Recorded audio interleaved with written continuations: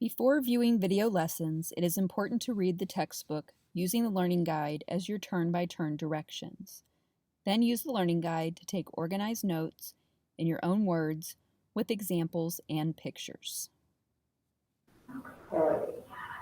So, that wraps up chapter 4. Chapter 6. This is a chapter that most frequently people know something about.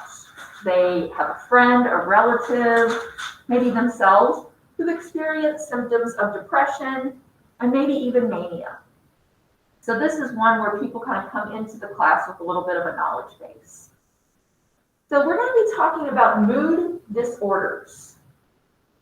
But you have to remember that mood in and of itself is not inappropriate.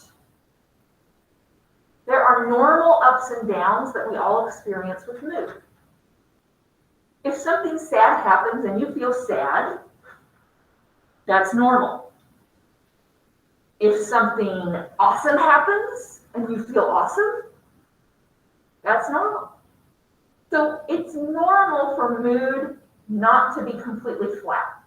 In fact, flat affect is associated with psychotic disorders. So we don't want this. It's normal for you to go up and down, right? And if something extremely sad happens, it's normal to dip down extreme. And extremely great happens, it's normal to dip up. So normal mood fluctuates in response to life experiences. And life goes up and down, so we go up and down, right? Disorders are going to happen when we have extremes. So the depressive disorders are when mood drops low, okay, and stays low for longer than would be expected or is healthy.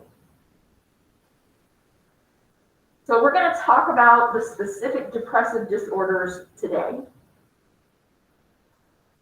There's another set of disorders, which is our topic on Thursday, which is the extreme on the other side of things. So most people get sad, bad, very sad, very bad, happy, good, very happy, very good.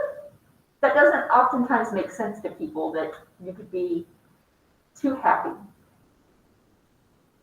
Have you ever had a moment in your life when you got the giggles and you were like silly, slap happy, and in that moment when you felt that, did you feel a little out of control? Like, I cannot stop this? Okay? Think about that uncontrolled. If that had lasted longer than a moment for you, if that had gone on for hours and days, would it become unpleasant? That's what happens for people who experience mania. So they swing into this high range and they stay there long enough that it's unpleasant and dysfunctional. So we're going to talk about those more in detail on Thursday. Got some mood disorder screeners. I'm going to hold on those today and cross my fingers that maybe we can look at those on Thursday. I believe I have these posted on Blackboard, so you can take a look at those. I will point out that the first one is actually one that the college uses. It's a stress and depression screening, so it looks at both some anxiety and depressive disorders. And then the PHQ-9 is one that you may have filled out before. Have you ever been to see a medical provider and they hand you a tablet and they make you answer questions about depression? That's almost always the PHQ-9. My daughter had physical therapy and she's like, every time I go into physical therapy, I have to answer the same questions. Can I just tell them I'm not depressed? No, answer the questions. So you may have filled that one out, or the family member who's filled that one out before, because it's a quick screening doctor's office is often. Well, what I want to do now is I want to jump into talking about the different disorders. So the old version of the DSM-5 put these two types of disorders together in a single chapter called mood disorders. DSM-5 said, wait a minute, we're going to split these out. Part of why they're separated today is because they have different etiology factors and different treatment factors. So even though they may have some shared components, namely they both can contain depressive episodes, biologically, psychologically, something different is happening with these two different diagnoses.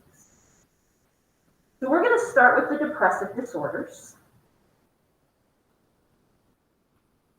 And we've got sort of three that are classically depressive, and then disruptive mood dysregulation disorder is a little different, so I've kind of separated it out a bit.